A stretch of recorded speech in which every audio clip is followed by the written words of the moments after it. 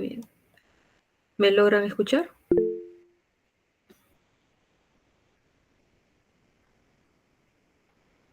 Doctora, ¿sí se le escucha?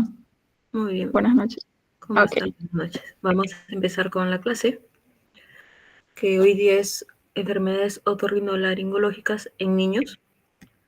Muchas de las enfermedades vamos a empezar con las enfermedades de oído, entonces vamos a visualizar algo que es bastante importante en lo que es un factor para los procesos de oído en niños. Como vamos a ver la trompa de Eustaquio en la imagen, en un niño es más plana que en la del adulto y también mide 1.8 milímetros, que es la mitad de la de un adulto. Entonces, todos los procesos de vía respiratoria alta van a tener mayormente en niños la complicación de cuadros de otitis.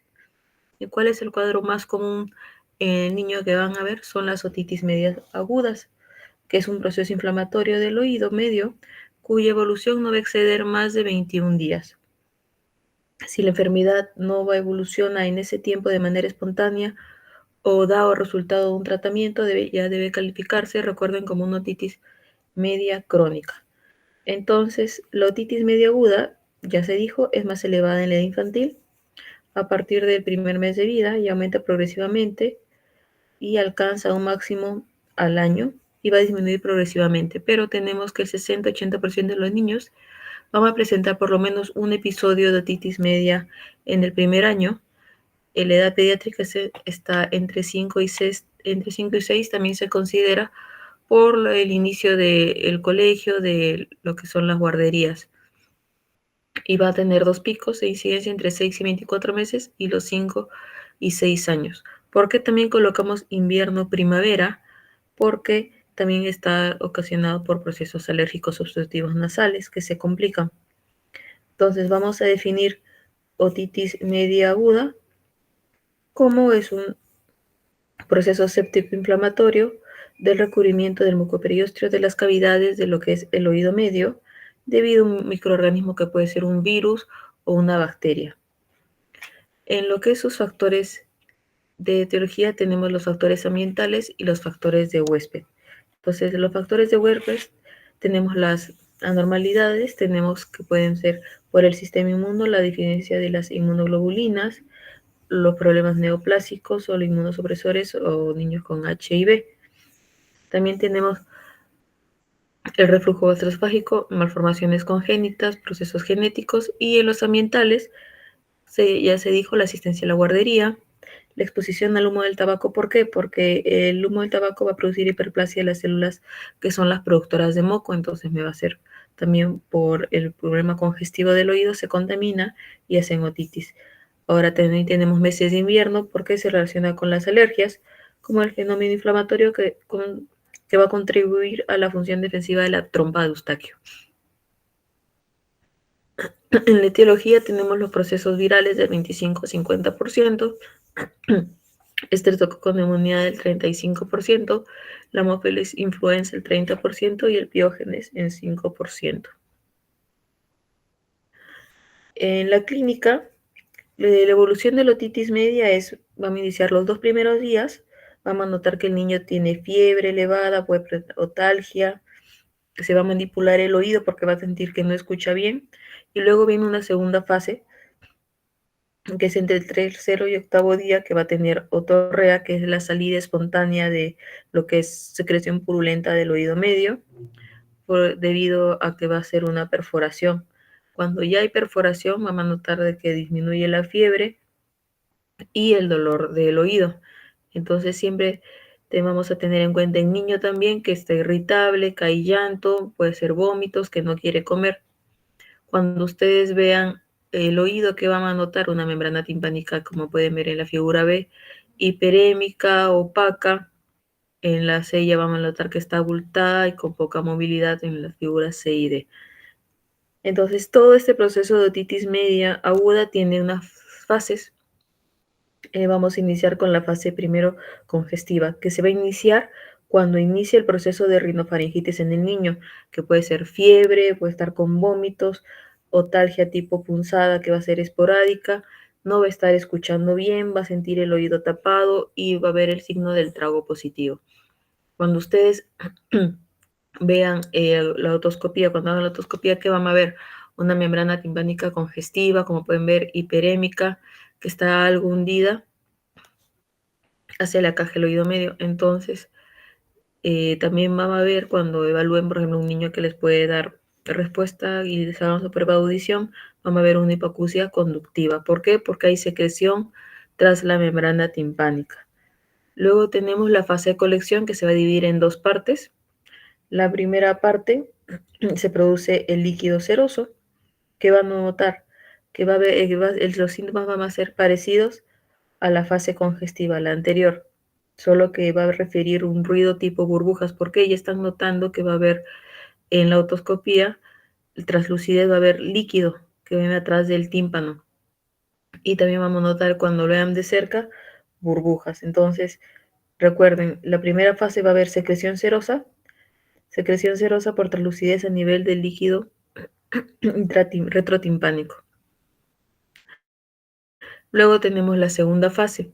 En la segunda fase es donde se va a producir la colección supurada, va a haber purulenta, y los síntomas ya van a empeorar, porque pueden ver también una membrana timpánica abultada, que ya no hay movimiento, y ven esta parte de blanquecina, es la secreción purulenta, va a haber otalgia pulsátil, el niño va a presentar también disminución de audición, y también puede referir que tiene zumbido del oído por el proceso inflamatorio. Luego tenemos la fase de evacuación.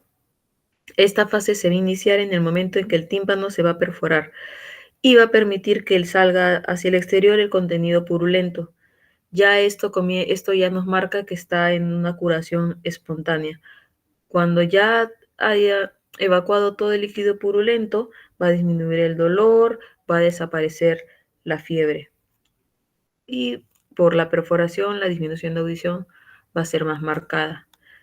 Y luego tenemos la fase de reparación, que es la continuación de la supuración hasta que ya se produzca el progresivo engrosamiento del muco periósteo, entonces ya va a ser el cierre de la perforación timpánica. En lo que es tratamiento siempre en niños, recuerden que como se va a complicar más y nos puede dar hasta una mastoiditis y ya muy alejado una meningitis, tenemos que dar amoxicilina en dosis altas. Vamos a dar amoxicilina de 80 a 90 miligramos kilo peso. Lo podemos dar de 7 hasta 10 días. Si es que no hay una buena respuesta en los 3 primeros días, podemos asociar lo que es amoxicilina con ácido clavulánico. ¿Sí? Ahora también tenemos otras opciones que los podemos dar como ciprofloxacino también, o en un cuadro muy complicado en un niño lo hospitalizamos y se le da ceftriaxona. Luego tenemos la otitis media con efusión, que es la presencia de líquido tras la membrana timpánica. ¿Sí? Da en el 90% de los niños lactantes, en la edad preescolar de 6 meses a 4 años, y algunos presentan por lo menos un episodio de otitis media con efusión al año. Los factores de riesgo prácticamente siguen siendo los mismos: tabaquismo, concurrencia a la guardería, los procesos alérgicos también, y otra de las causas es la obstrucción. Vamos a notar que también hay hipertrofia adenoidea, el niño no ventila bien, más alejado tumores en Caum, o también las amígdalas que están grandes, y los procesos alérgicos que nos dan hipertrofia de cornetes. Entonces, la presentación clínica primero va a aparecer una hipoacusia conductiva que puede ser fluctuante. Entonces, si el niño no está escuchando bien, ¿qué va a pasar? Que va a haber un retraso en la adquisición del lenguaje. Si no escucha bien, que también va a haber dificultad en el aprendizaje y falta de atención. Por el hecho de que hay líquido en el oído, hay proceso inflamatorio, puede haber dolor por momentos, un zumbido del oído, y en casos muchos más complicados lo que nos va a dar son cuadros de vértigo. Entonces tenemos etapas y secuelas evolutivas de esta otitis media con efusión. Primero es la otitis serosa, donde vamos a ver que ya la membrana timpánica se empieza a retraer, podemos ver un poco de líquido, burbujas en el oído. Vamos a ver que en la audiometría se va a notar una disculpen, una audiometría, como pueden ver, prácticamente normal, y una timpanometría en el oído izquierdo, que es el que mejor escucha, una timpanometría tipo A normal, y el otro que nos está indicando que hay un poco de líquido en el oído. En la otitis mucoide ya se va a hacer una hipoacusia conductiva leve. Como pueden ver, está la vía aérea en 40, la vía ósea está bien, entonces ya nos refiere que es una hipoacusia conductiva. En la timpanometría el oído izquierdo está muy bien, pero el oído derecho es una curva plana, que significa que hay ya no hay un buen movimiento de la membrana timpánica, que la membrana timpánica está retraída, está ocupado el oído medio. Si es que no se da tratamiento a esto, ya va a una otitis mucoide con atelectasia. Como pueden ver, se ha hecho un bolsillo de retracción en la membrana timpánica. Hay una parte que está totalmente ya, por decirlo así, hundido. Entonces la audiometría va a ser similar, siempre nos va a dar que es una hipoacusia conductiva, y la timpanometría va a continuar siendo plana porque no hay movimiento de la membrana timpánica, no hay un buen movimiento de la membrana timpánica. Y un caso mucho más complicado es la otitis media adhesiva, que la audiometría y la timpanometría siguen siendo la misma, solo que este es un cuadro más complicado. Si no se da tratamiento, ¿en qué vamos a terminar? En una perforación timpánica, y como pueden ver, esta es una perforación timpánica amplia, que netamente el tratamiento acá en la membrana, en la perforación de la membrana timpánica, es quirúrgico. ¿Cuáles son los factores que tenemos que tratar? Primero, si es alérgico, la rinitis alérgica hay que controlarla. Si hace adenoiditis recurrente, igual buscar controlar la alergia, los cuadros de sinusitis, y retirar el adenoide, operarlo. Y en los cuadros de reflujo, dar tratamiento al reflujo. Entonces, siempre iniciamos, ya saben, con amoxicilina en dosis alta, sin amoxicilina con ácido clavulánico. También tenemos como opción cefuroxima, y dar corticoides para desinflamar todo el proceso congestivo. Y si es necesario, ya colocar un tubito de ventilación. Pero si, por ejemplo, tiene el adenoide grande, tiene amígdalas grandes, también tenemos que retirar el adenoide, disminuir el tamaño de la amígdala, y después de eso colocar un tubo de ventilación, porque si yo le coloco un tubo de ventilación para que el oído pueda ventilar mejor, pero sigo teniendo el adenoide grande, no me respira bien, igual vamos a continuar los mismos problemas, no vamos a tener ninguna mejoría.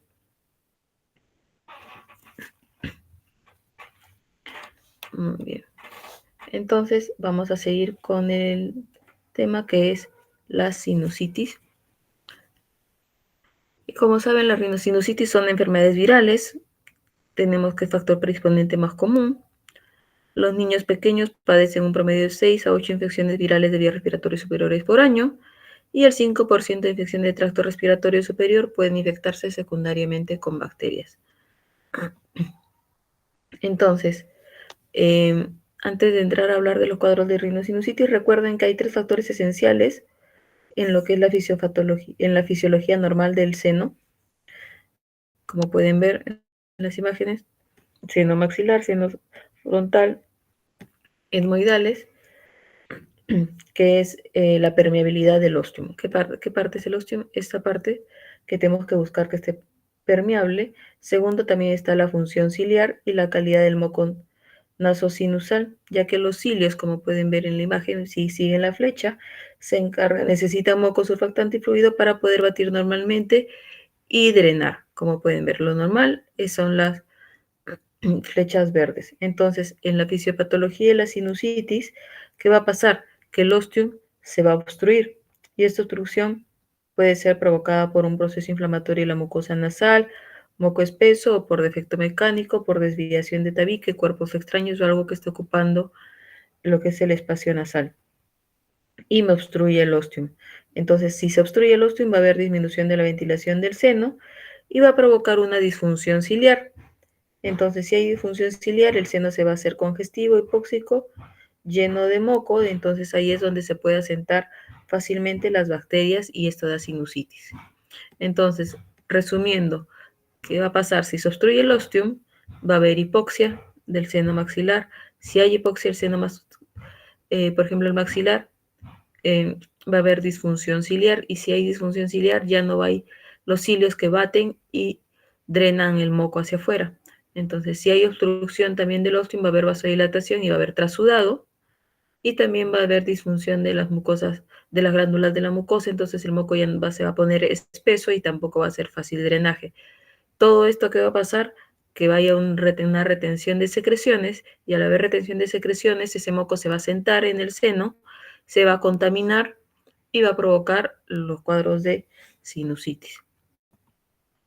Los factores predisponentes pueden ser rinitis alérgica, hipertrofia adenoides, asma bronquial que va de la mano de rinitis alérgica, desviación de tabique, más complicado la discinesia ciliar, inmunodeficiencias, fibrosis quísticas y contaminación ambiental.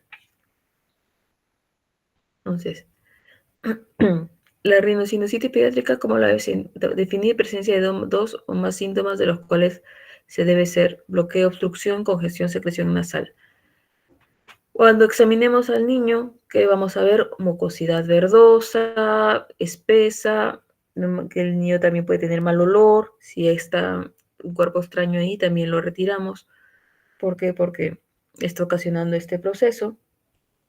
O también, si no vemos algo sospechoso, podemos hacer una endoscopía nasal, donde vamos a ver de dónde está saliendo el moco verdoso, o si es que hay pólipos nasales o algo que esté dando el proceso obstructivo. Entonces, en lo que es tratamiento, si tenemos un cuadro de rinosinusitis agudo con síntomas menor de 5 días, se va a diagnosticar como un resfrío común. Entonces, y se va a dar sus tratamientos analgésicos. Ahora, si ya no hay mejoría con lavados nasales, corticoides nasales, se evalúa y se añade también un tratamiento antibiótico en los casos leves. Ahora, si tiene síntomas mayor a 10 días o aumentan a los 5 días, ahí sí damos lo que es tratamiento bioral, corticoides nasales, y si el tratamiento no va bien, lo que se realiza es cultivo para administrar ya un antibiótico que sea dirigido. Si el cuadro es de rinosinusitis crónica, con inflamación de los vasos sanguíneos leves, vamos a dar lavados nasales, los corticoides, y si a los 3 meses fracasa el tratamiento, ya realizamos un cultivo y se administra antibióticos según el resultado del antibiograma. Ahora, si es que persiste estos síntomas, ahí recién vamos a hacer un estudio de tomografía y se va a considerar lo que es la adenoidectomía. ¿Sí?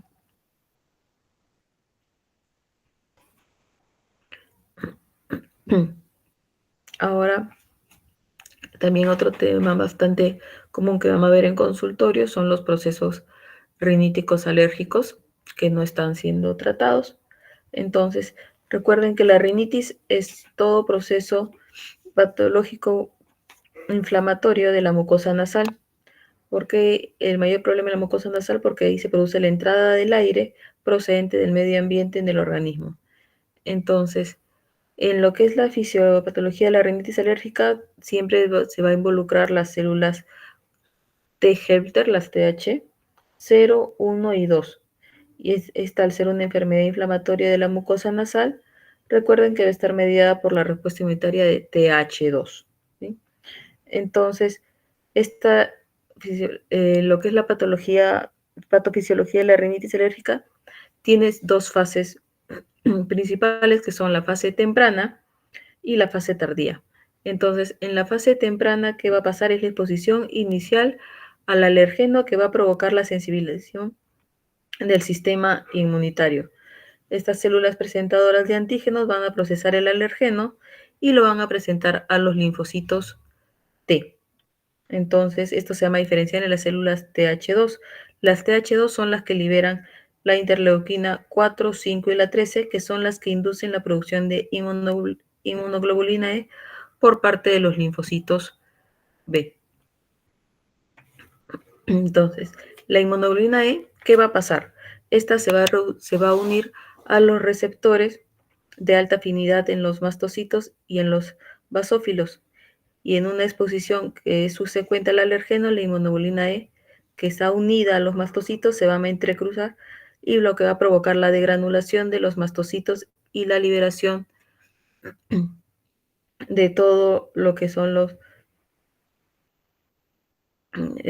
liberación de los mediadores que son los inflamatorios, como son la histamina, las prostaglandinas y los leucotrienos. Entonces, estos mediadores son los que van a causar los síntomas inmediatos de lo que es la rinitis alérgica, como va a ser el estornudo, el prurito nasal, la rinorrea y la congestión nasal. Luego viene la fase tardía. Recuerden que la fase tardía ocurre horas después de la exposición al alergeno y se va a caracterizar por la infiltración de las células inflamatorias como son los eosinófilos, los basófilos, los linfocitos Th2 en todo lo que es la mucosa nasal. Entonces, las citoquinas van a ser liberadas por estas células como la interleuquina 5, la otaxina, y estos son los encargados de perpetuar los síntomas de la inflamación y la hiperactividad nasal. Entonces, todo eso es lo que es la fisiopatología de la rinitis alérgica. Tenemos la clasificación que es intermitente, menor de 4 días por semana o menor a 4 semanas, persistente, mayor a 4 días por semana o mayor a 4 semanas.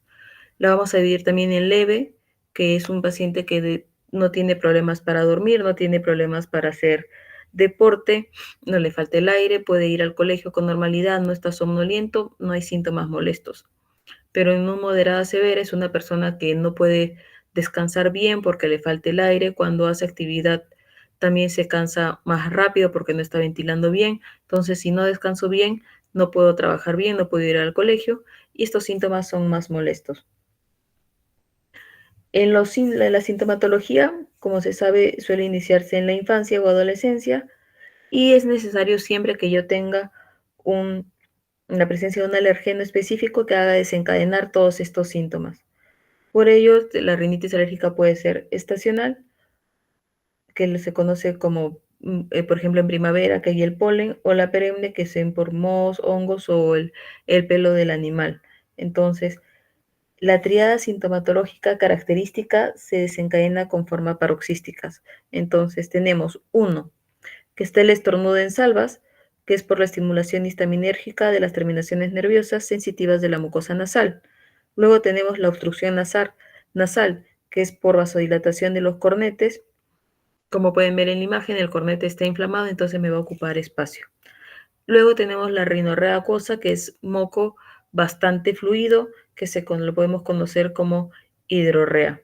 También que va a ser frecuente y van a ver en los niños el prurito nasal. Entonces, como le pica la nariz, el paciente, ¿qué hace?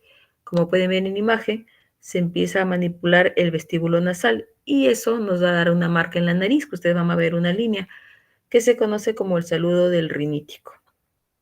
¿Sí? Entonces, cuando ustedes examinen la nariz del niño, que van a ver bastante mucosidad transparente, vamos a ver los cornetes que están inflamados, vamos a ver la mucosa pálida. Entonces, en su etiología, mayormente, ¿qué van a aparecer?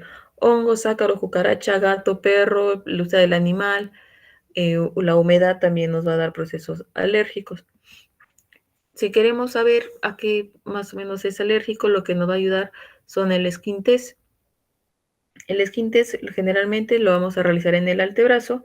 Consiste en introducir un extracto alergénico por vía percutánea y tiene un valor diagnóstico del 97 al 99%. Luego tenemos otro que es bastante común, la eosinofilia periférica, que son inespecíficas.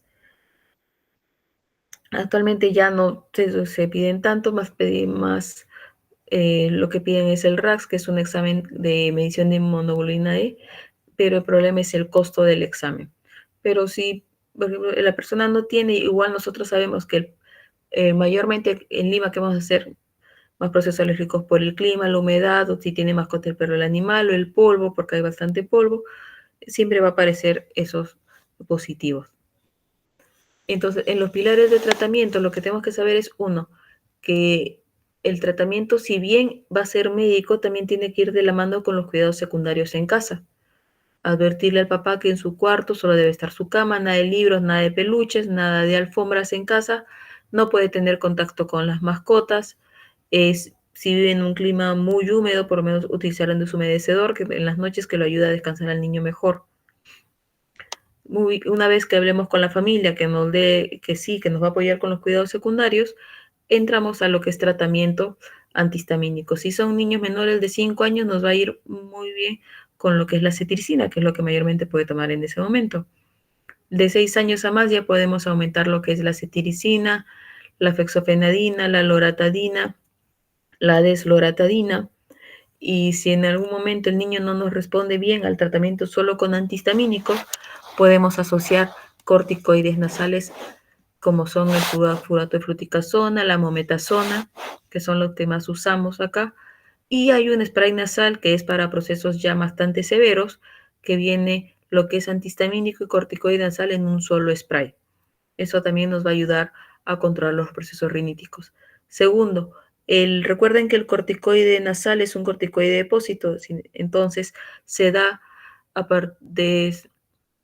iniciamos el tratamiento del primero a 15 días con antihistamínico y spray nasal de inicio, y como es corticoide de depósito, de acuerdo a cómo se vaya quedando la dosis en el cornete, en la mucosa nasal, va a llegar a una dosis tope y me va a hacer un mejor efecto. Y esto pasa a partir del 15º día de uso continuo de spray nasal. Un tratamiento correcto de spray nasal es por lo de mínimo 90 días de uso diario y continuo para poder ver que si hay una buena respuesta al corticoide o no. Luego tenemos los tumores nasosinusales, que en niños son poco frecuentes, pero tenemos lo que son los angiofibromas juvenil, que son varones de 15 años, que nos van a presentar procesos de sangrados abundantes esporádicos. Para un momento y nuevamente vamos a volver a tener sangrados. Entonces, cuando lo evaluemos, que vamos a ver una tumoración violácea que está ocupando la nariz. El niño va a venir más también por sangrado, por obstrucción nasal, porque no puede respirar bien. Entonces, en esos casos que hacemos una tomografía con contraste y luego se programa para cirugía. También poco común en niños son los cuadros de poliposis nasal, ¿sí? O un pólipo antrocoronal. Son más difíciles. Un rinolito sí, porque un cuerpo extraño que se ha quedado ahí tiempo y vamos a notar que está ahí.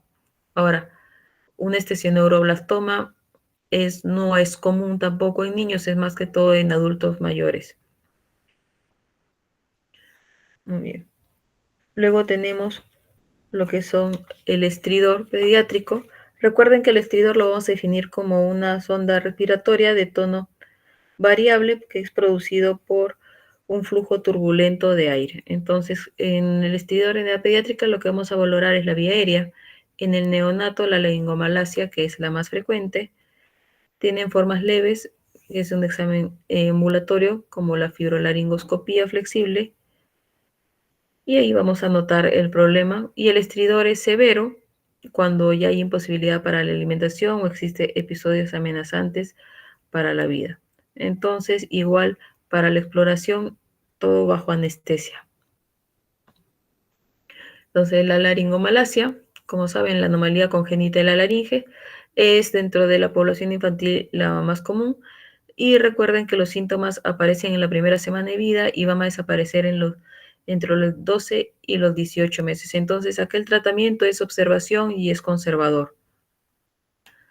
Una estenosis subglótica, que es la segunda causa más frecuente. Tenemos la congénita y la adquirida. La adquirida, recuerden, cuando en niños o en adultos, es por intubación orotraqueal prolongada. En las congénitas puede ser una incompleta recanalización del lumen cricoideo y traqueal, entonces no va a dar la estenosis membranosa o la cartilaginosa. Ahí tenemos que el síntoma más común es un estridor bifásico asociado a diferentes grados de obstrucción. La parálisis de cuerda vocal, que no es muy común, es la tercera causa de frecuencia del estridor neonatal. Tenemos la parálisis bilateral, que esto se caracteriza por ser un cuadro congénito. Va a haber alteración del sistema nervioso central. El tratamiento termina en el 50% en traqueotomía y posteriormente una cirugía correctora, más que todo para compensar. La parálisis unilateral, siempre hay que buscar que haya un proceso de lesión y compresión del nervio laríngeo recurrente, que estos mayormente son por procesos quirúrgicos.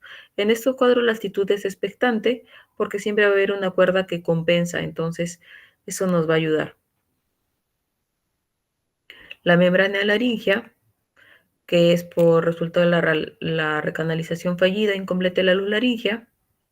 La mayoría van a ser glóticas y se asocian bastante a anomalías cardiovasculares y cromosómicas y la microdeleción del cromosoma 22q11. Traumatismos nasales.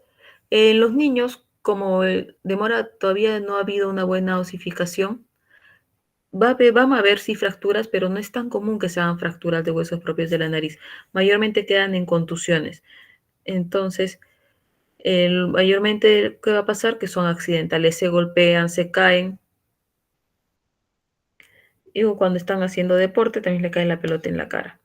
Entonces, en estos cuadros, si el niño les viene a emergencia, lo primero que hay que hacer es ver si hay un proceso hemorrágico o no. Si hay un proceso hemorrágico, tratamos de controlar con digitopresión de inicio, si no colocamos mechas con lidocaína con epinefrina para tratar de parar el sangrado. Si se controla el sangrado, el niño ya le tomamos una radiografía de huesos propios de la nariz y vemos si hay fractura o no. Si es que no se controla el sangrado, lo que vamos a hacer es un taponamiento nasal al niño y controlarlo en 5 días para retirar el tapón. Y en ese lapso todavía estamos dentro del tiempo para, si es que tiene una fractura, realizar una reducción de fractura. Muy bien, los cuadros de sangrado nasal que vamos a ver epíctaxis, tenemos las causas locales, que en niños mayormente son traumatismos. ¿Por qué? Porque se hurgan la nariz. Segundo, cuerpos extraños que se introducen, se quedan nasal por proceso alérgico, igual por procesos alérgicos inflamatorios y tumores, que es bastante alejado.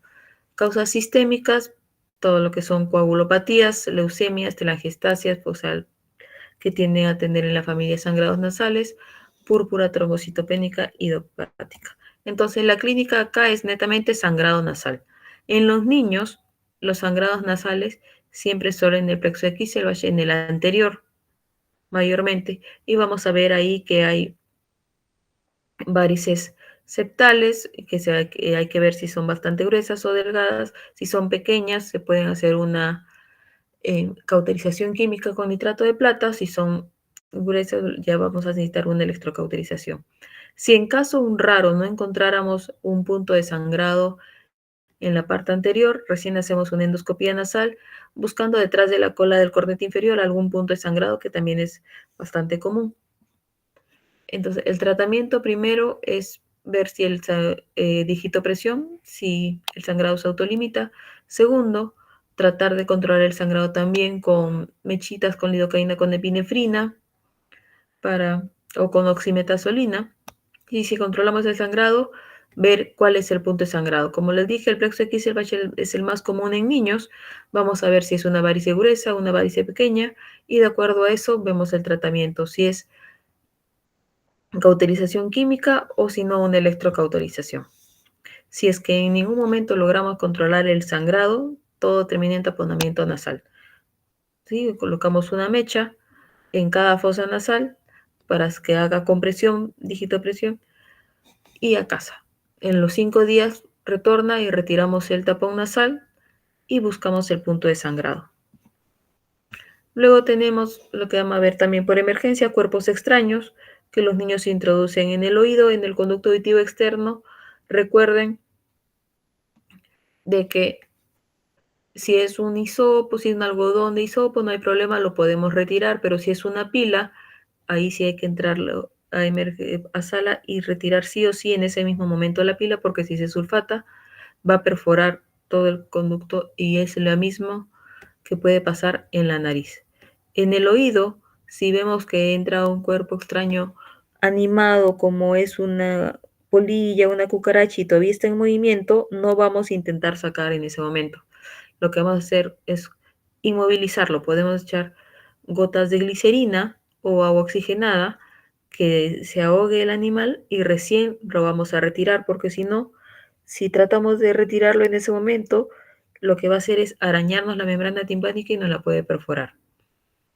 Luego tenemos los cuerpos extraños orofaringe, que mayormente lo que vamos a ver es espinas que se impactan en la amígdala, o algo mucho más raro a nivel de laringe, un resto de un seguro de la chapa. Eso también lo podemos hacer con una laringoscopía, entrar en consultorio y retirarlo. Y en los niños también tenemos lo que se colocan las pelotitas de los aretes, Tecnopor, todo eso, igual los retiramos. Si el niño no colabora, siempre va a sala de operaciones. Luego tenemos en los niños politraumatizados o que cae algún golpe en el oído. El golpe lo que nos va a ocasionar es zumbido de oído, disminución de audición si hay perforación timpánica. Si hay perforación timpánica, también otorragia, y si se contamina esto, otorrea. Entonces, cuando hay mucha manipulación del conducto auditivo externo, lo que nos puede ocasionar por trauma es un otohematoma. En el otohematoma, lo que hacemos es drenarlo. Podemos colocar luego yeso o puntos para que no se vuelva a llenar. Y lo que tenemos que decirles es que no manipulación del oído porque puede volver a llenarse. Luego tenemos heridas y laceraciones de pabellón del conducto auditivo. Ahí es limpieza y tratamiento antibiótico. Luego tenemos las quemaduras, también valorar el grado de extensión de la quemadura dentro del conducto auditivo y taponamiento con gasa para que hidrate y no haya infecciones en el oído. Luego tenemos en oído medio lo que es la perforación timpánica por golpes, por cuadros infecciosos, también recuerden que puede dar. En la otoscopía que vamos a ver una perforación timpánica con bordes irregulares, como pueden ver en la imagen. Entonces, en estos casos es, uno, evaluar si ha habido pérdida auditiva, dar tratamiento antibiótico para evitar procesos infecciosos y que no ingrese líquido al oído, que al bañarse, un tapón de algodón con vaselina, se bañe, se seque el cabello y luego recién se retire el tapón, porque si ingresa agua al oído, como ya no hay protección de oído medio, va a entrar agua contaminada y se va a infectar mucho más. Luego tenemos el barotrauma por cambios de presión. Vamos a tener sensación de oído tapado, dolor de oído, como ven una membrana timpánica está tan congestiva que va a haber disminución de audición y zumbido del oído. Entonces, en tratamiento, vasoconstrictores nasales que también nos va a ayudar, recuerden, nariz y garganta está conectado, y un proceso, podemos dar antiinflamatorios vía oral o también podemos dar corticoide vía oral que nos va a ayudar y evaluar la audición para ver cómo está. En el oído interno, ya netamente es por traumatismo, fractura de peñasco, hay que ver en la tomografía si es longitudinal, transversal u oblicua.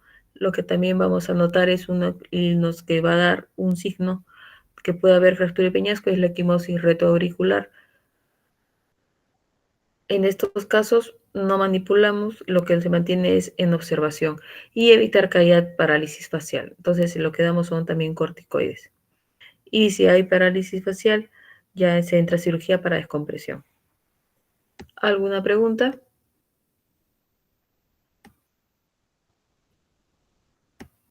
Todo claro, doctor. Muy bien, listo. Entonces, eso sería el tema. Buenas noches. Gracias, doctora. Buenas noches. Gracias, doctora.